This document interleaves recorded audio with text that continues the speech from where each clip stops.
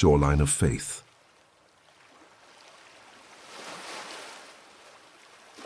You are exhausted, not just tired, not the kind of tired a good night of sleep fixes. This is something deeper, the kind where you wake up already drained before the alarm even goes off, the kind where you sit in your car in the parking lot for an extra 5 minutes because you simply cannot make yourself go in yet, the kind that follows you on vacation, the kind that doesn't respond to rest, the kind that has you staring at the ceiling at 2 in the morning, wondering if something is fundamentally wrong with you.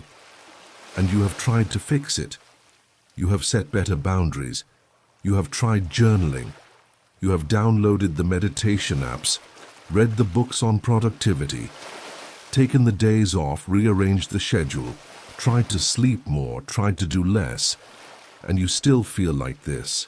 2,000 years ago, a man who never owned a smartphone, never sat in bumper-to-bumper traffic, never opened a single laptop, gave a prescription for exactly what you are feeling tonight. One ancient, almost impossibly simple practice.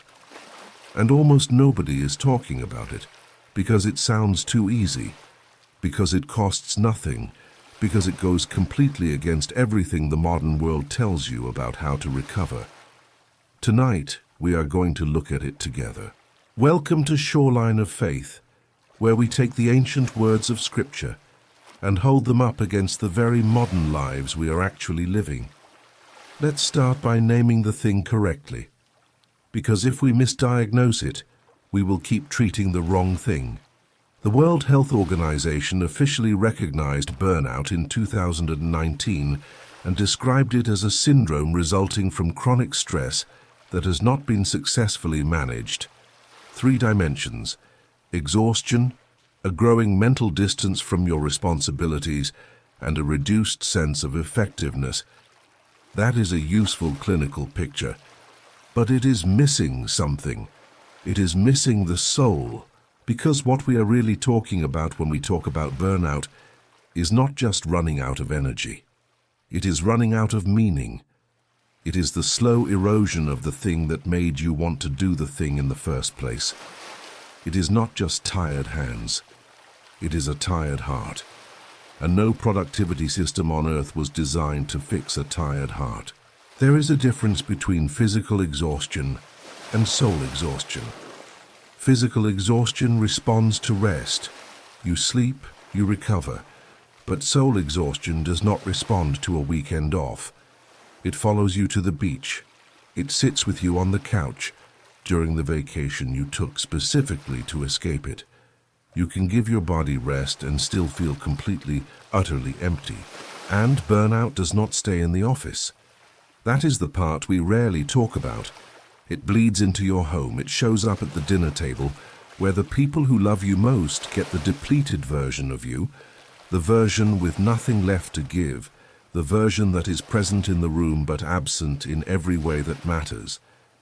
And then the guilt of that, of not showing up the way you want to for the people you love, adds another layer of weight on top of everything else. Burnout is not just vocational exhaustion. It is the creeping absence from your own life. If the body can be exhausted and the soul can be exhausted, then maybe the soul also needs something specific to recover. Not the same thing that recovers the body. Something designed for what the soul actually is. That is where the ancient practice comes in. And it is older than burnout culture, older than corporate wellness programs, older than the self-help section at the bookstore. It was prescribed by someone who understood the human soul better than any therapist, any coach, any neuroscientist alive today. And he offered it freely, to everyone, with no prerequisites. But before we get there, let's be honest about why we keep trying everything else first.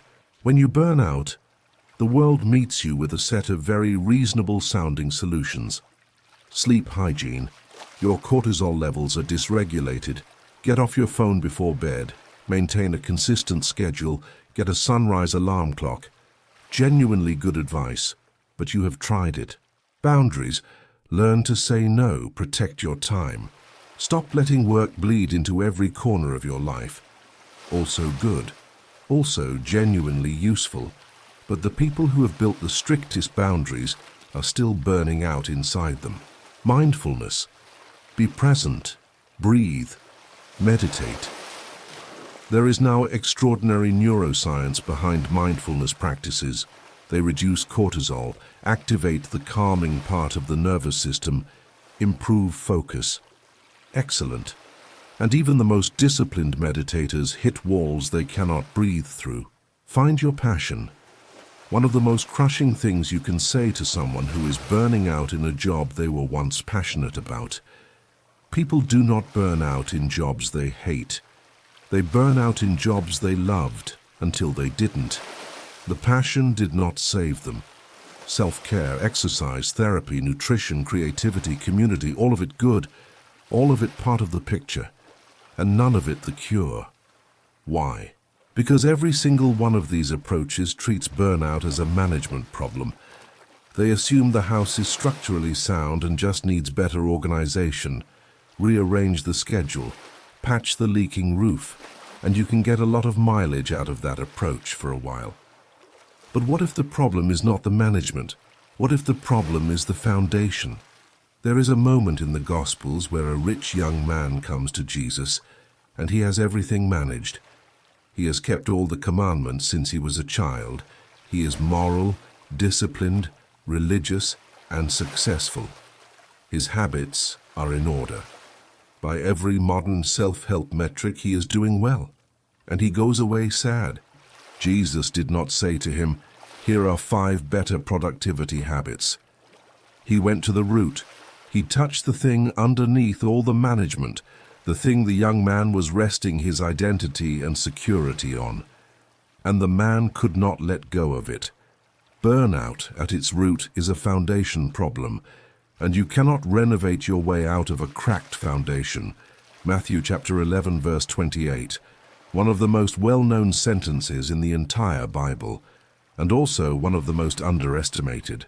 "Come to me, all you who are weary and burdened, and I will give you rest." Matthew 11:28. If you grew up in church, you have heard this verse so many times it may have lost its edge. So let's slow down and look at every single word, because each one is doing something important. Come. That is a posture. That is a direction. It implies you are somewhere else and need to move towards something. It also implies you are not required to arrive cleaned up, put together, or having figured anything out first. Just come, as you are. Weary, burdened, empty, come first. Everything else comes after. Burnout culture, achievement culture, performance culture, they all operate on a different instruction. Do not stop until it is done. Push through. Grind harder. Rest is on the other side of accomplishment. You earn the break. You earn the rest. You come after. Jesus says, come before, come in the middle of. Come especially when you have not earned it, when you cannot afford to, when the to-do list is still full and the inbox is still overflowing and the project is not finished. Come. All. Not the spiritually advanced, not the ones who have read enough theology, not the people whose faith is strong and consistent, not the ones who have it together. All you who are weary, all you who are burdened. That is an extraordinarily wide invitation. Jesus looked at the crowd, exhausted fishermen, overwhelmed mothers, tax collectors drowning in guilt, religious leaders cracking under their own impossible standards, and said all. If you are weary, this is for you. If you are carrying something too heavy, this is for you. Weary and burdened. Jesus saw this coming. Before the Industrial Revolution, before the always-on economy, before the gig mindset and the hustle culture and the connectivity that never ends, he named it. The Greek word for weary is kopiao, meaning to work to the point of exhaustion, to be worn to the bone. And burdened means carrying a weight you were never designed to carry alone. He did not say, "Have you tried journaling?" He said, "I see you. I see the weight. And I have something for you. I will give you rest. Not you will achieve rest. Not you will earn rest. Not you will find rest through better habits. I will give it." This is the hardest thing in the world for burned out people to receive. Because burned out people are, almost universally, very good at doing, at achieving, at producing. Rest as something given rather than earned is profoundly countercultural. It requires receiving, and receiving requires a kind of humility that is its own daily practice. Then Jesus adds something that sounds strange at first. "Take my yoke upon you and learn from me, for I am gentle and humble in heart, and you will find rest for your souls." Matthew 11:29. A yoke is a farming instrument. It goes around the necks of oxen to harness them to a plow. It is a symbol of burden and labor. And Jesus says, "Take my yoke." That sounds like the opposite of rest, until you understand what he means. Every person alive is already yoked to something. We are all pulling something. The question is never whether you have a yoke. The question is what you are yoked to. Some of us are yoked to performance, to the standard we have to meet before we feel acceptable. Some of us are yoked to approval, to the constant monitoring of what other people think of us. Some of us are yoked to ambition, to the version of ourselves we have to become before we can rest. Some of us are yoked to outcomes, to the crushing weight of needing things to turn out a specific way, of feeling personally responsible for results we cannot fully control. And underneath all of it, some of us are simply yoked to fear. The fear of failure, the fear of not being enough, the fear of everything falling apart if we stop holding it together. Those yokes are heavy. They were never designed for the human neck. No wonder we are exhausted. Jesus says, "My yoke is easy and my burden is light." Not because following Jesus requires nothing, but because the yoke he offers is one you were actually built for. Identity as a beloved child of God. Worth that does not depend on production. Rest that is not earned, but given freely. A foundation that holds even when the performance falters. And he says, "Learn from me, for I am gentle and humble in heart." The only person in history who could offer this prescription without burning out himself was someone who never burned out. Jesus wept. He grieved. He was troubled in spirit. He said, "The spirit is willing, but the flesh is weak." He was fully human, but he never ran dry, because his identity, his sufficiency, his rest were not sourced from performance. They were rooted in the Father. Learn from me. That is the ancient practice. And now let's look at what it actually looks like in the life of a real person who burned out completely. The most detailed burnout story in the entire Bible is in 1 Kings chapter 19, and it reads like something you might write in a journal entry tonight. The prophet Elijah has just come off what should have been the greatest moment of his career. He called fire down from heaven on Mount Carmel. He proved the prophets of Baal to be false. He won decisively, publicly, spectacularly. It was the highlight reel, the best moment, the capstone of a life's work. And then one threatening message from Queen Jezebel sends him running into the wilderness. He ran, not spiritually, literally ran. And he kept going until he reached Beersheba, and there he left his servant and went further into the wilderness alone. That detail matters. He left his community behind. He separated himself. Isolation is one of burnout's most reliable symptoms and one of its most damaging choices. And then he sat down under a juniper tree and asked God to let him die. He said, "It is enough. I have had enough. Take my life. I am no better than my fathers." Sound familiar? He did not say that from a place of weak faith. He said it from the place you reach when you have given absolutely everything you had, and the threat just keeps coming, and you simply have nothing left in the tank. It is enough. I am done. I cannot do this anymore. Now watch what God does. Watch this carefully, because what happens next is the ancient burnout protocol. He does not send a sermon. He does not send a task list. He does not say, "Get back up, the mission is not over, be stronger." He sends an angel. And the angel touches Elijah and says, "Arise and eat. There is food and water." Elijah ate and drank and lay down again and slept. And the angel came a second time and touched him and said, "Arise and eat, because the journey is too great for you." 2 physical provisions before a single spiritual word. Sleep, food, water. 2 rounds of it. God's very first response to a burned-out prophet was not a pep talk. It was a nap and a meal. This is profound, and it is important. The God who created the body takes the body seriously. You cannot feed a soul that is living in an abandoned body. God did not say, "Ignore the physical, we have spiritual work to do." He said, "Sleep, eat, drink." The journey ahead requires a body that has been cared for. There is no shame in that.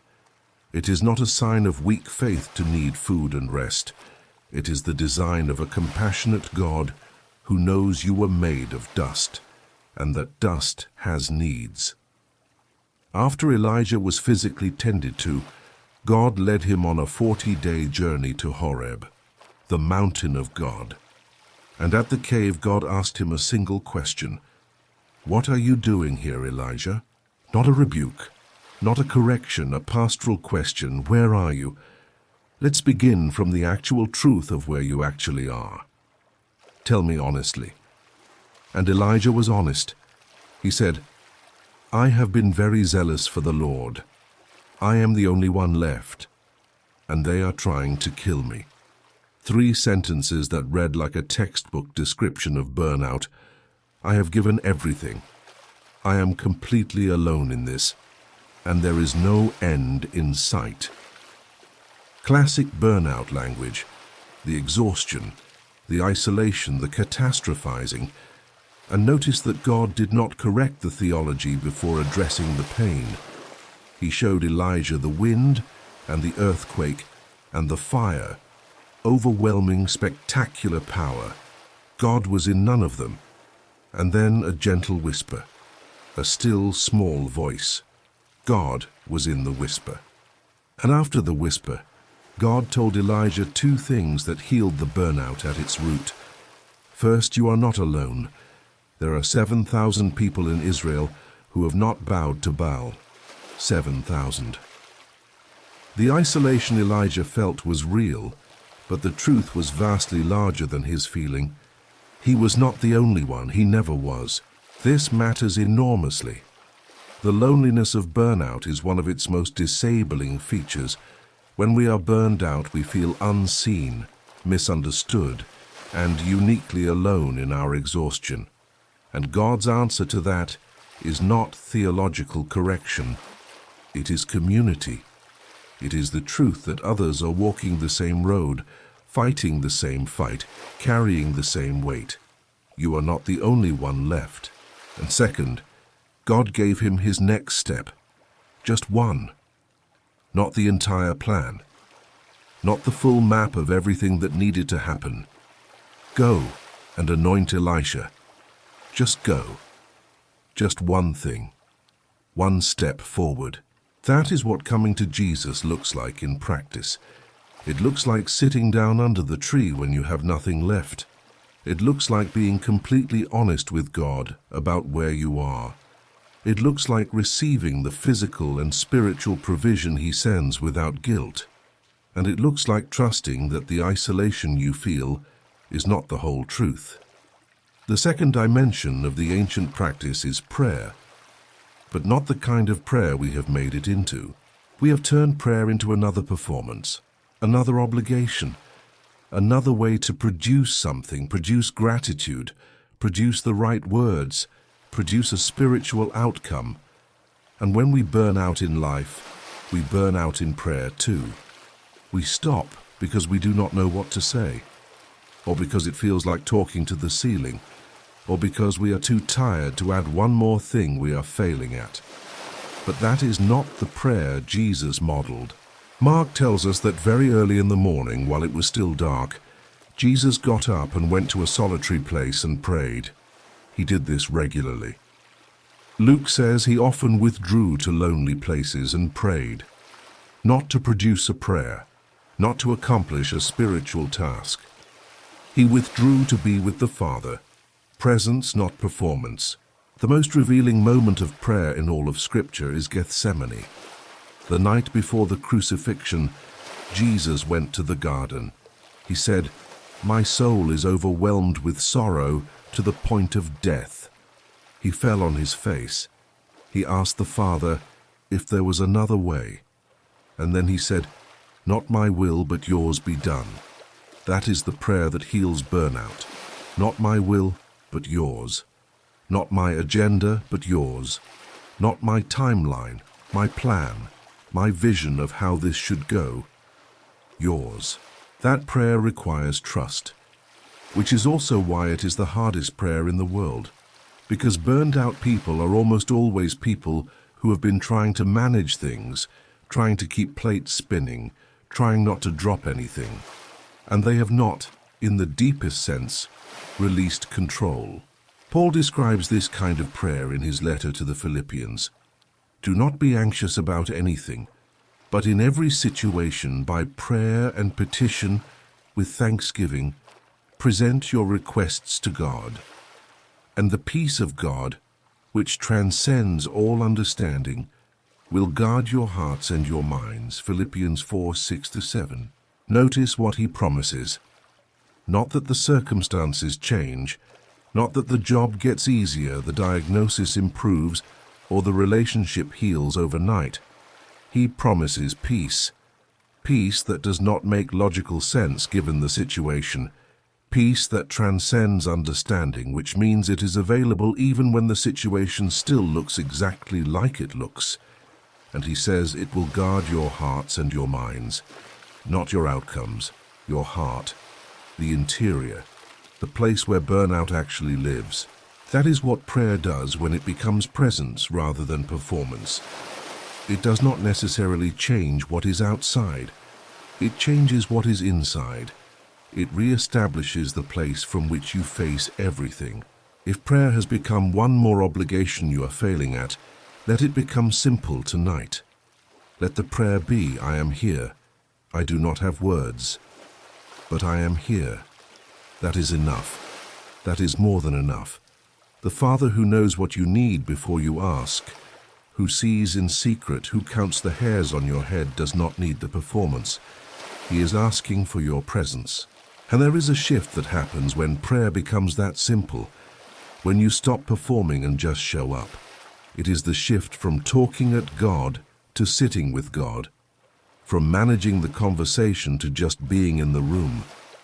It is quiet at first and unfamiliar, and it may feel like nothing is happening, but something is happening.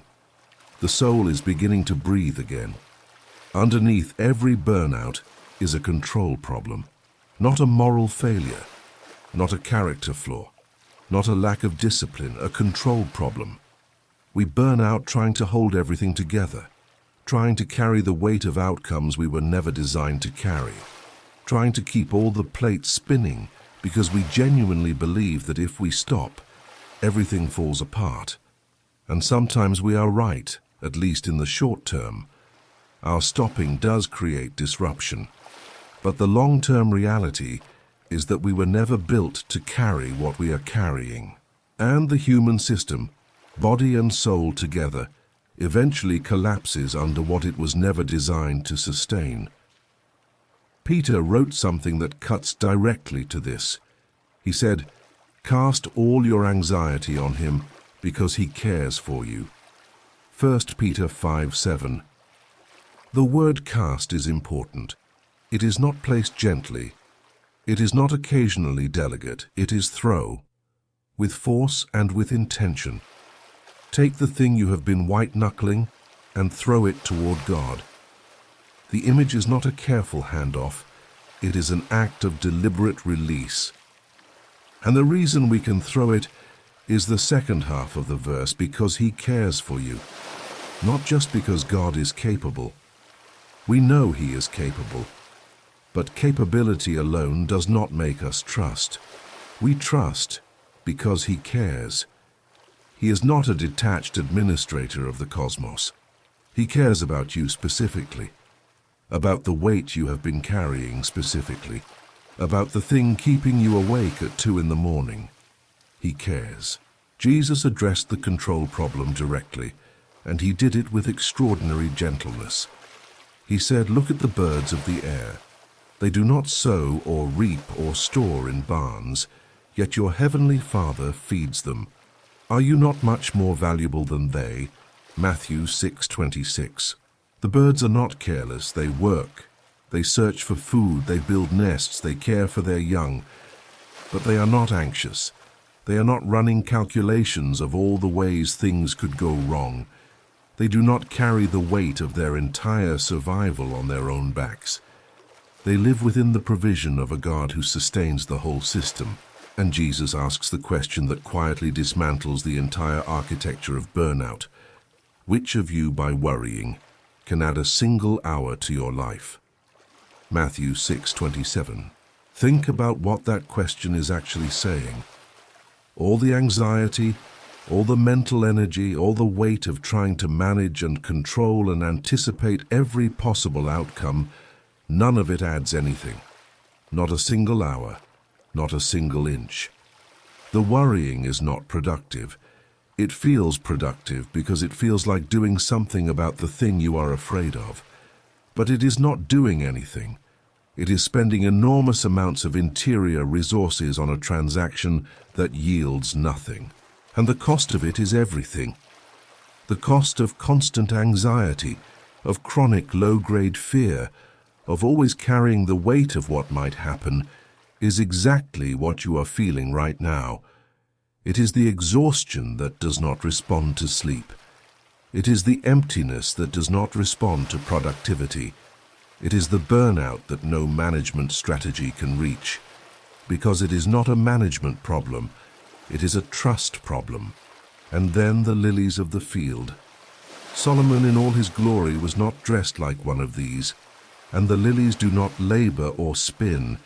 They simply are what they were made to be, and God clothes them in extraordinary beauty. You are more valuable than the birds. You are more cared for than the lilies. The invitation is to live inside that reality instead of outside it. And here is what I want to say carefully, because it matters. Trusting God is not passive. It is not giving up. It is not irresponsible. It is not burying your head in the sand and pretending the real demands of life do not exist. It is the most courageous thing a burned-out person can do. Because trusting means releasing the illusion that your control was holding things together in the first place, and it was always an illusion. We are not the load-bearing wall of the universe. We never were. God is. The world held together before you arrived, and it will hold together in the moments you release your grip. Release what you were never meant to hold, and watch what stays standing. Now here is something I want you to hold on to, especially if any part of your mind is still skeptical that an ancient prescription could speak to something as real and modern and medically serious as burnout. The leading researcher on burnout, Christina Maslach, identified that at its core, burnout erodes 3 specific things: energy, efficacy, meaning the sense that what you are doing matters and works, and identity, the sense of who you actually are. Recovery requires addressing all 3. What does coming to Jesus provide? Energy, not the energy of doing more, but the energy of being held and loved. Efficacy, Not the efficacy of performance, but the efficacy of being called and appointed by God for a purpose that does not expire. And identity. Not the identity sourced from what you produce, but the identity of whose you are. A beloved child of the living God. He addresses all three at the foundation.